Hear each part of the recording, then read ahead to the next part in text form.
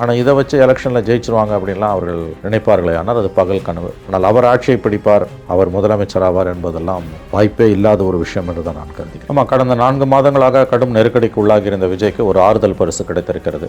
ஒரு விஷயம் புரிஞ்சுக்கோங்க, சின்னத்தை மட்டும் வச்சு ஒருத்தன் ஜெயிக்க முடியாது. ரெட்டை இலையும் உதயசூரியனும் சின்னத்தால் ஜெயிக்கல, அந்த சின்னத்துக்கு பின்னால் இருந்த அரசியல், அந்த கொள்கை கோட்பாடுகளால் ஜெயிச்சாங்க.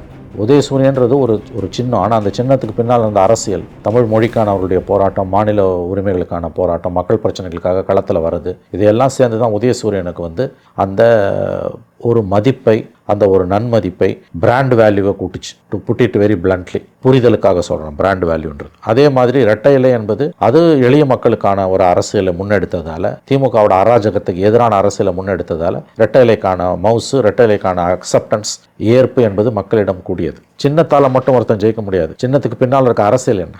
இவர் வெளியிலே வரமாட்டார், மாதம் ஒரு தடவை தான் இவர் வெளியில் வருவார். எந்த பிரச்சனையை பற்றியும் ஒரு கருத்து சொல்ல மாட்டார். ஏன் கருத்து சொல்லன்னு கேட்டால், நான் ஏன் கருத்து சொல்லணும், நீ யார் என்ன கருத்து சொல்கிறதுக்குன்னு எதிர்கேள்வி கேட்பார். பல பிரச்சனைகள் அவங்களுக்கு கருத்தே கிடையாது. கட்சி கட்டமைப்பு ஒரு தேர்தலை எதிர்கொள்கிற அளவுக்கு முதல்ல அவங்களுக்கு இருக்கான்றது இன்றைக்கி $1 மில்லியன் கொஸ்டின்.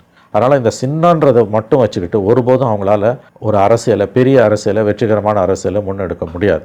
அவருக்கு ஒரு கவர்ச்சி இருக்குது, இன்றைக்கி ஒரு செல்வாக்கு இருக்குது, மாற்று கருத்துக்கு இடமில்லை. பெரிய அளவில் அவருக்கு ஒரு செல்வாக்கு இருக்குது. 1,30,00,000 பேர் அவருடைய வாக்காளர்களாக அவங்களுடைய இணையதளங்களில் Aadhaar card and election voter ID கார்டை வச்சு பதிவு பண்ணியிருக்காங்க. அது உண்மையாக இருக்கும் பட்சத்தில் அது ஒரு மிகப்பெரிய விஷயம். அதில் ஒரு 70% ஓட்டாக 60% ஓட்டாகுதுன்னா கூட கிட்டத்தட்ட 70-75 லட்சம் ஓட்டு, 70-75 லட்சம் ஓட்டு தேர்தலில் உள்ளே வருதுன்னா எக்ஸிஸ்டிங்காக இருக்க 2 பேர் டிஸ்டர்ப் ஆக போகிறாங்க. அந்த விதத்தில் இதெல்லாம் ஒதுக்கி தள்ள முடியாத விஷயங்கள் தான். ஆனால் இந்த சிம்பலை மட்டும் வச்சுட்டு அவர் ஜெயிச்சிருவார், அவர் ஒரு தவிர்க்க முடியாத அரசியல் சக்தி என்பதெல்லாம் தவறான ஒரு வாதம்.